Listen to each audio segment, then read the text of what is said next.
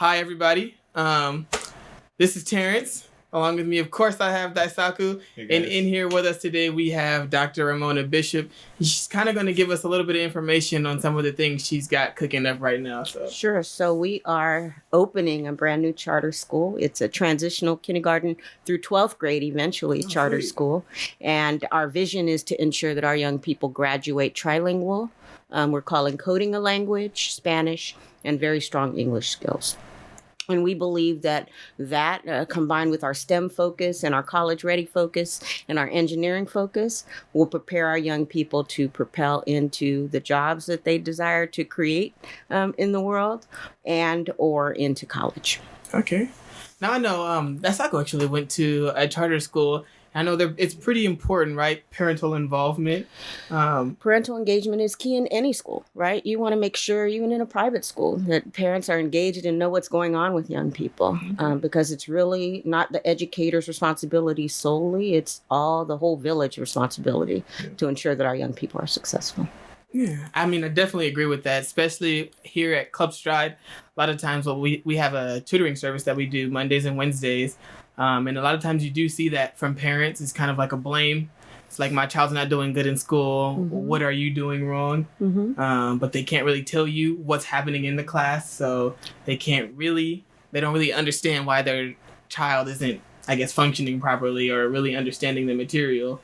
Absolutely. And it becomes increasingly important the older children get. I mean, high school was where my girls really started to flail a little bit and struggle with some of their teachers. So I would just show up on the campus, not as a way to blame the educator, but just to see, is my baby really doing what they're supposed to do within the classroom? And if not, I need to do some adjustments at home. Okay, yeah, because I know my grandmother used to do that too. And she would just show up in class, and then people would be like, "Hey, Terrence, is that your grandma?" And I look over and she's just in the window looking at me. Yeah, that's how it's supposed to be done, right? Yeah. So then you don't have any excuses. And then teachers are more likely to reach out to the adults if they feel comfortable with you. They have built a relationship with you. It just makes it easier. That's how I believe. Okay. Yeah. I'd like to ask particularly about the elite school, right? That's Sure. The name of the charter school. I'd like to ask sort of, or just to let everybody else know, because me and T had to do some reading beforehand. Sure. Exactly what the elite school is and its main purpose. Because when reading about it, I remember thinking that there was a specific goal in mind, and just to let people out there know, it's not just another school. Yeah. There's something very distinctive about it. Definitely. We were very intentional around our focus on eliminating the opportunity gap for African American and Latinx students. And when we say instead of achievement gap, opportunity gap, it's really not about whether or not our young people are capable of performing well or doing well within the classroom. It's really about, do they have the opportunity to do so? So do our young people get equitable access to STEM activities?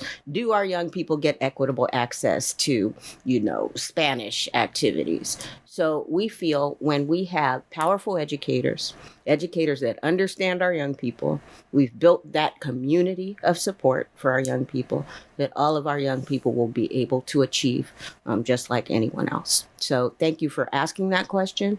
And I think in addition, within the curriculum, we really are looking to make sure the curriculum represents the communities that we serve. For African American and Latinx students, often it's difficult to find heroes or heroines within the literature that you're reading. So we're going to be very intentional around our book lists, our choices. All of our children will learn Spanish. We think that is critical in California and beyond. You go down beyond the equator, everybody is speaking Spanish. So our young people should, in order not only to do business, but just to be good community members and be able to communicate with one another, and not to be in conflict with communities where actually, when you really understand our history, you're basically in conflict with your relatives. Yeah. I could appreciate that. I think that's one thing I would like to see in more American public schools, is just a bilingual program where it's not just, take 2 years and then you've fulfilled your language requirement, but more like from elementary school up. Because I know I have a little cousin, and he goes to a school in Oakland, and that they're learning Mandarin. Nice. And that's awesome to me, because that's going to take him somewhere else in life that if he didn't know it, he wouldn't have been able to have those certain opportunities in a country that's so diverse. I think it's pretty wild. I think it's pretty wild that we don't have that, especially when like a lot of other countries do. Yeah. And by the time you get to high school, all the language research tells you it's too late for you to start learning a second language. I took 4 years of Spanish. I get nervous and start sweating when it comes to trying to speak Spanish. Although I understand a lot of it, I cannot give the language back. That's a waste of 4 years of education. Yeah. Excellent, powerful teacher. Just, it was too late for me. So we'll start with the 4-year-olds and they'll graduate being bilingual, biliterate. That's awesome. Because I know a lot of, especially my school, they didn't really teach it all that well, to be honest. And at the end of it, like you said, after you leave, it's sort of like you're very limited in what you can actually use practically. Like I know how to say bread and milk in French now. And that's recognizable. I know certain words, but like I can maybe pick up the gist of what you're saying, but to actually be able to submerge your students in the environment, so it's almost like a necessity to have to learn to be able to speak it. I do appreciate that teaching method there. Well, yeah, it's making understanding another culture a norm. First, it has to start off mandatory, but then making it a norm so that when you get to high school, or if it was a norm, you wouldn't even have to worry about that. But now it's like you get to high school, it's like, let me just get through these 2 years of Spanish or French or Latin or whatever you're taking, instead of making it to where, you're like, speak Spanish. Whether it's jobs, whether it's just different communities, I feel like there's another confidence that comes with that too, knowing that you can communicate with another culture or group of people. I need to get back on my Spanish, man. Yeah. For those of you who don't know, me and T, we're doing Spanish on Duolingo, but fell behind. Yeah, I just heard about that Duolingo. I'm gonna try to tap into that. It's good. I like that they make it entertaining, like a game almost. So you do. I was actually wondering if other schools had perhaps tried to tie homework assignments into Duolingo and actually have students fulfill certain tutorials on Duolingo and making sure that they're still practicing at home. Yeah, I mean, all of the curriculum programs now have a component that is an online component. Everybody is stepping up and realizing that young people can not only do intervention, but enrichment through online access. So I would say there's probably schools out there doing it. I don't know of any for the particular software, but I would say that they're absolutely stepping up to the plate and saying young people can learn at home just as well as they can learn within the classroom if they have the right tools to do so. Yeah. A question I had, I guess, one that I was really curious about was what are your thoughts on just charter schools popping up? That like, I feel like, guess keeping it local in Vallejo, we have like, in the past, 10 years, we've had 3 or 4. I just found out that there's one next to MIT. That's correct. And I didn't know about that. And then we have Caliber now. And so what do you think about there being, people feeling like a necessity for charter schools? I feel like parents want an option. And it's interesting because I've been doing enrollment myself with parents coming in and doing one-on-one conversations. A lot of parents are coming out of private school. Because they're really wanting to make sure that their young people get that curriculum that I spoke with you about, because they're isolated sometimes within the private school curriculum. We have young people coming from the different charter schools in town because of our program. We have young people coming from elementary and middle schools because of our program. So I think it's really about the program option.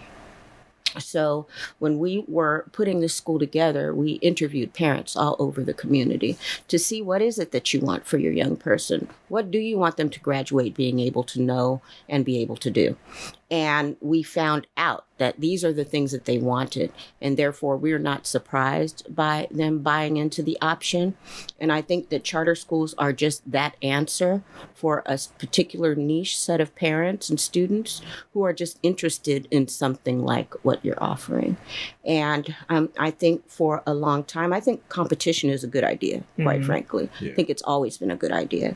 One of the reasons charter schools came into being is not because the public school system is so horrible or failing. Those are all the words you hear. I'm not likely, because I'm a public school educator, I'm just not going to start doing that blame game. It doesn't work. It's not fair.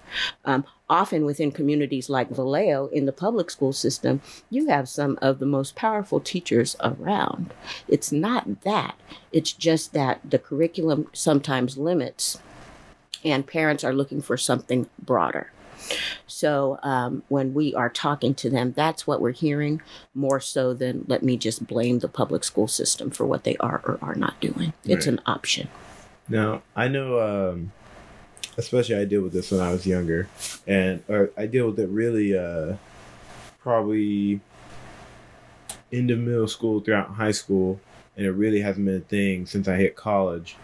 But sort of standardization of testing and whatnot. Yes. Or do you guys have any sort of way you plan on maybe changing that, facilitating it? Because I know a lot of kids, especially when I was younger, kids around me would pretty much base their future and their whole entire intellectual capacity off of, a math test. Yes. That might have been easier for you had you gotten in a different format, but might be easier for somebody who had somebody who read a book about testing, or their parents that had them drilling how to test, but not necessarily how to do those particular math problems. Absolutely. I think we have to continue to explore that. Are students better because they're good test takers? I would say probably not. Are they better maybe because they've guessed on certain answers? Probably not. The research bears out no. We've actually gone forward toward more standardization of testing, more so than backwards. And let me give you an example. When No Child Left Behind, everybody knows about President Bush's education policy, No Child Left Behind. One of the mandates under that was that every state would test young people and then make those test scores transparent. And not only do that, but also what's called disaggregate the test scores. So no longer could you say this school is good because all the kids perform well within this school because it gets one number. You had to break down, how are the African American students doing? How are the Latino students doing? How are the Asian students doing? How are the white students doing? How are the English learners doing? How are the special ed students doing? Every state, every school, and put it on your website. What that caused was people to realize just what you're saying, that maybe some students just don't test well, or maybe there are some biases in the standardized tests, or there is something going on because some groups of students do well on these assessments and some don't. Every state, though, designed their own assessment system. So California said, we're going to go all out. We're going to have some high-level standards. Our kids can do it, and we're going to test them as such. States like Mississippi and other states, many in the South, had lower standards. So when it came to proficiency and comparing California to Mississippi, it looked like Mississippi was outperforming California. Why? Because their standards were lower. Therefore, more students were doing well on their assessment. Relative. That is correct. So what happened now is through President Obama's very quiet education policy, which it was a continuation of some work that was already going on, there is a now national standard. So that's what you hear about the Common Core. That's national. Mississippi has it. California has it. Every other state has it. There's now a national assessment, the Smarter Balance Assessment. It's online. Every student takes it throughout the nation. So now when I'm comparing Mississippi to California, I'm actually comparing apples to apples. Okay. Now, that means the test has become more rigorous. It's more STEM-based. Really, do students understand science, technology, engineering, math? Do they understand problem solving? All of that is in it. So it has become harder and more rigorous. I think what we need to do in response to that is make sure that young people, it's all online now. You can see annotations. We have to make sure that young people are good learners by virtue of the things that you guys do because you've been through college and are going through additional classes. Our kids need to learn that young. How do I unpack a book? How do I study vocabulary? How do I? Because there's many more ways to show now that it's a computerized assessment than back in the day when it was marked C or B or A. Right. So it's more of a responsibility on the educator. Sometimes say it's unfortunate. Some people say it's not good because it's more test ridden. I feel our kids are capable of doing it, and so why not? Long answer. Sorry about that. No, it's fine. We want those long answers. We need details. Very good. Yeah. One thing I'm curious, as an educator, what do you have any tips or any thoughts on working with students who are behind? So we have I've worked with quite a few students who are 7th, 8th grade, but in all honesty, they're like 3rd, 4th grade in math. Sure. Severely behind. We had a kid once who was like 12 and couldn't spell his own name. Yeah. Didn't know like how to write whatsoever. So any tips or ideas for parents out there or other tutors as to a way that could anything that you may have known or techniques you may have that could help? Yeah. So I think it's called differentiation. I was a classroom teacher before I did any of this administrative stuff. And I had kids in my 5th grade class that come in not recognizing certain sounds of the alphabet and that kind of thing at the very pre-reading stages. I think we have to be very clear that we should do kind of entry assessments for young people, and that every child is going to be different on those assessments, and then tailor their educational program to meet their needs. So there are some young people in the class that are so mathematically inclined that they don't need to hear the lesson for the day. So they can just go off and do an independent project on X. There are some young people that really actually need to sit with the teacher every single day for 45 minutes while the other students perhaps do their independent work or, whatever it is. There has to be a setup for young people to be successful. It's hard to do. It requires a lot of planning. It requires dedicating staff to pull small groups and do one-on-one tutoring throughout the day. But that is how we're going to be setting Elite up. It is best practice. Okay. I think the other piece that is really being in coordination with that classroom teacher, because the classroom teacher knows Johnny. Classroom teacher may not have been able to get to Johnny every day, but the classroom teacher knows Johnny. So really getting differentiated assignments from that teacher for him when he comes to the program, really being in coordination and concert with that teacher is also best practice, I would say. I think, also we have to realize that some young people do come with learning disabilities. Yeah. So have those abilities been assessed? And then does the staff know how to respond when those abilities become real? Do they get special training to actually work with kids? Not enough. Yeah. I would say none of us get enough because there's so many different kinds of ways of learning. Dyslexia, for example. How do you teach a young person who has dyslexia? That was never a class I took in school, but many of our young people have it. You think they do more? You would think. Just because teaching in a standard method is made for the average student, you think they'd focus more on how to teach somebody who doesn't know how to learn all that well or is genetically predisposed to not learning very well. Mm-hmm. You would think so. But I think our teacher education programs just have a long way to go. Perhaps as we think about, how do people renew their credentials? Because we are credentialed people. So every 5 years, we have to prove that we've done this and that in order to renew our credential. What does that look like? Could we do more, around special education, training, and opportunities for teachers? Probably. So I know there's a big problem with that, where a lot, especially in our high schools now, we have people who teach math, but they don't have they didn't major in math, and they're like a volleyball coach or something, and they get in there and they're teaching you how to do math and they teach you how to do it wrong. And then when you get to college, it's like actual teachers who majored in math or who were physicists, and then they say, yeah, you've been doing this wrong for 4 years. Absolutely. So do you think your school, because I know you said it had a particular focus on STEM. Yeah. So do you think that your school, because really with STEM, you're not going to go you could go outside of a college route, but it would be very impractical. So I'm thinking, do you think your school truly prepares kids for college? I think that's an excellent question. What does preparation for college look like? You know what I mean? I think in our heads, we're trying to figure that out. We want to make sure that our young people are ready for college. What in your mind does that look like?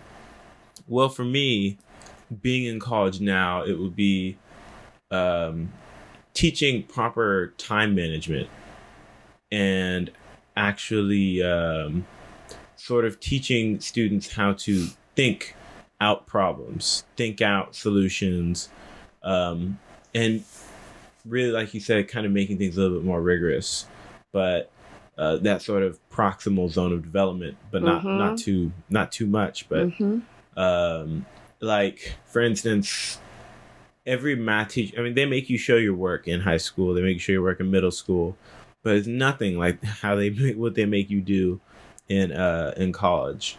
They will mark you off a problem if you put x equals 3/2 instead of the solution to this equation is 3/2. So you'll get the whole problem wrong if you put x equals 3/2, because technically that's an equation, and you're done. You weren't prepared for college, and then you have to continually drill that while you're in college. Learn how to sort of get out all those bad habits, teaching kids to not procrastinate from the very beginning. And I think the biggest thing with high school is that they leave room for it. Yeah. It's that they give you a very small amount of work, and then you can sort of half do it because they don't expect much from you. So you could sort of very crappily do an essay and then hand it in. And then when you hand it in, your teacher's like, looks like 5 paragraphs to me. Seems like you get a B. The punctuation isn't right. Nothing on there is right. It's gibberish. You're repeating stuff, but you'd still get a decent grade.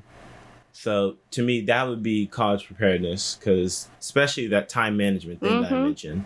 Because you don't have to manage your time when you're in high school and middle school. But once you get to college, you have to make a schedule. That's right.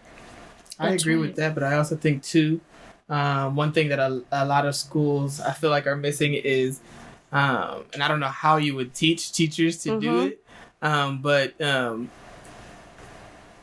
creating a passion for education in the young people. Yeah. So I don't know how that would be done, but I know there are teachers who do it. There are teachers whose students come home and they can't stop talking about how that teacher, like you had the teacher last semester, the science teacher. Professor Asamoah. Yeah. Shout out to Professor Asamoah. Did a good job. Yeah. It's a whole new semester, and Saka still talks about some of the stuff that happened in that class. Wow. So like even me, I'm here, 28, about to be 29. I had a teacher my junior year of high school named Mr. Randy, or Mr. Rainey. And to this day, I still talk to Daisaku about some of the stuff that some of the stuff that happened in class and some of the stuff he did to make the class fun.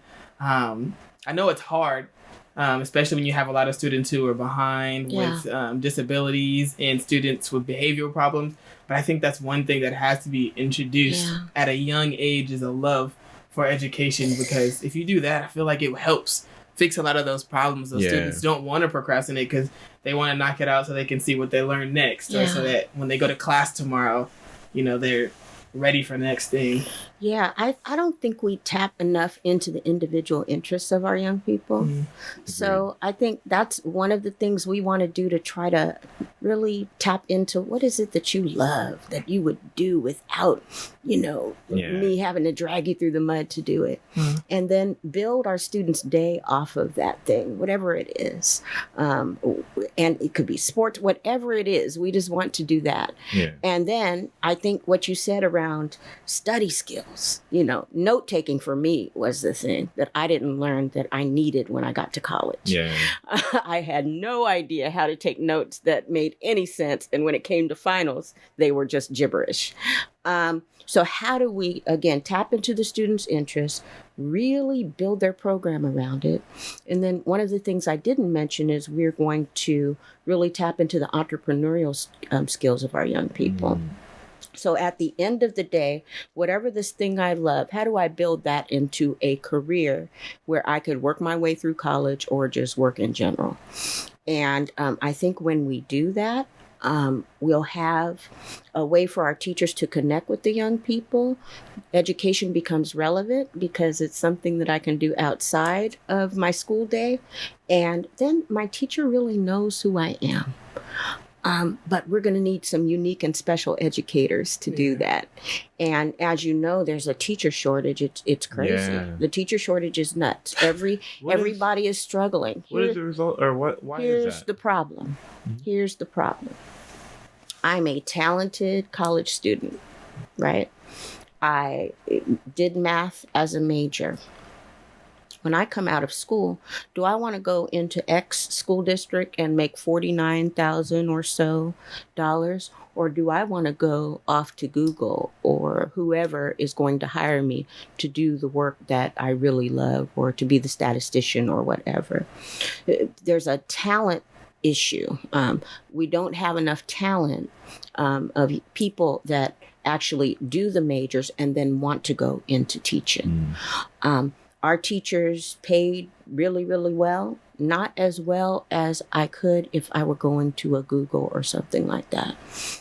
Google, by comparison, gives housing bonuses, transportation bonuses. We're competing because we're in Silicon Valley with that kind of industry. Have you been to Facebook headquarters? Facebook. They have on-campus Ubers. It's like everywhere I go. I want to come here, right? Exactly. And then not only that, I can eat for free and I can have choices of places to eat for free.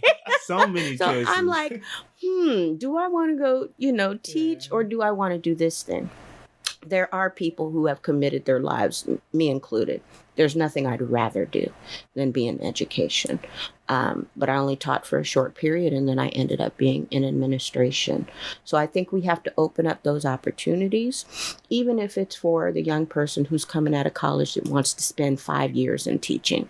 We're going to have to just get creative and think about how we attract young people into the profession. Yeah, I think what makes it tough too is communities like Vallejo that struggle with civics and just working together as a community tend to have, they tend to not have enough money to really offer the things that another community like Marin County or San Francisco, there's no comparison. It's almost like choosing to teach or go to Google. It's like what I'm going to get in Vallejo is not going to compare. So if I can't work in Marin, I'll go to another state. Right. But again, there are those people, because when I decided to teach, I grew up in Richmond, California, which is not far from here. So my whole life and spirit is dedicated to educating kids in communities like Vallejo. That's just who I am. So there are people out there. And I think if we just make it attractive, maybe our board has asked us to think about some signing bonuses or something that might be attractive to young people who want to come, then we can do it. It'll be hard, but we can do it. One thing I would like to see is like practical electives come back. I know we don't have any of those in like Vallejo. What are you thinking? Like woodshop, automotive, those kind of classes. I can't, like, off the top of my head, I can't think of any schools. You did that in middle school, right? I did it in high school because I went to high school in Oregon. And I took an automotive class. I took a metals class where we learned how to make chisels and screwdrivers. A woodshop class. We made lamps and birdhouses. Man, I took a woodshop class for a whole year. We made one bench. It wasn't actually... It must have been beautiful. Oh no. Sorry, Mr. Poe. But yeah, I do think that's one thing that definitely, even when I wasn't really interested in being in my English class, it did help me really want to be in school. because I knew like that day I would be working in a construction class where we build a house, or you know, I could be in something outside of what is generally everybody else has to take. It feels like there's no options outside of science, history, English, math. You don't really get to see what else you like. So by the time you get to college, it's like, I'm going to get my gen ed out the way and do what everybody else is doing. Because I haven't tried anything else. I don't know what else I could do. Which sort of comes back around to what you were saying, which was that they don't really explore the individual student. And, you know, the whole entire thing with you just weren't smart enough, or you just don't want to work hard, or you have ADHD and that's why you can't focus in class. It's like, okay, think about this. You're a little kid, you're middle school, elementary, and you're told to sit down and listen to some guy write like symbols on the board that equal something, or are greater than or equal to or less than, for hours. Yes. No organism on the planet is meant to do that. And if you kind of go to professional development opportunities for teachers or educators, we're not designed to do it either. Yeah. So why we expect our young people to buy into this concept is question mark. Yeah. And plus, if it's something that you really don't have a particular interest in, like with your school, you said to focus on STEM. So do the students make it clear that STEM is the field they want to go into? That's an interesting question. So I think the reason we have the focus on STEM is just because we've been talking about focusing on STEM for years. Right. We know that the world is built around 10 years from now, the majority of what we do will be in STEM somewhere. And so when we say focus on STEM, there's so many ways we could do that, right? I mean, there may be kids out there that don't even know they love science because they haven't had the exposure. Right.